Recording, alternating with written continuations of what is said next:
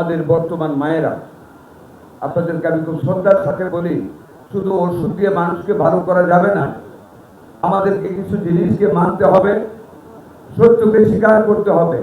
Nothing which has been gifted by our Creator, Allah Subhanahu wa Taala, we have to obey that thing.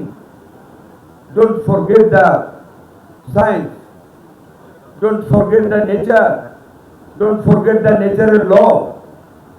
মায়ের বুকের দুধ is the best medicine for the children.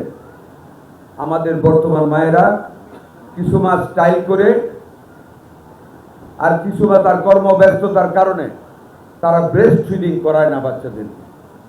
That is a very bad sign. And due to the deficiency of breastfeeding, আমাদের বাচ্চাদের resistance, পুষ্টি দিন দিন কমে যাচ্ছে, যেই কারণে হামের মতন একটা ভয়াবহ রোগ আমাদেরকে বিব্রত করে ফেলতেছে, আমাদের ভবিষ্যৎ প্রজন্মকে, আমাদের কত মায়ের বুক খালি করে নিয়ে যাচ্ছে। You have to be careful. আপনারা, আমি অনুরোধ করব, আপনাদের যার যার ঘরের স্ত্রী কন্যাদেরকে আপনারা বলবেন বাচ্চাদেরকে যেন ব্রেস্ট ফিডিং করান। আমাদের মায়েরা আমাদেরকে মিনিমাম 1 বছর ব্রেস্ট ফিডিং করিয়েছে, কাজে এই জিনিসটার প্রতি আপনারা খেয়াল রাখবেন। বাংলাদেশের দিকে একটু সুনজর রাখবেন, কারণ বাংলাদেশ ঘনবসতি এলাকা, এই জায়গাটাকে আমরা যদি মুক্ত রাখতে পারি তাহলে বাংলাদেশের জন্য এবং পার্শ্ববর্তী দেশের জন্য খুব ভালো হবে।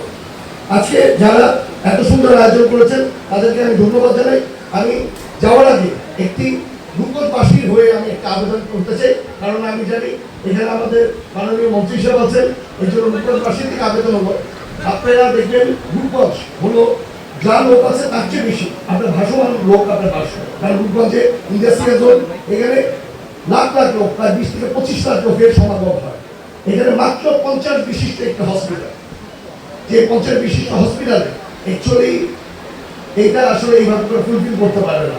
তার জন্য আমি রূপগঞ্জবাসী হয়ে আবেদন জানাচ্ছি আপনার কাছে, মাননীয় মন্ত্রী মহোদয়ের কাছে, যাতে এখানে 100 বিশিষ্ট থেকে অ্যাটলিস্ট হসপিটাল পাওয়া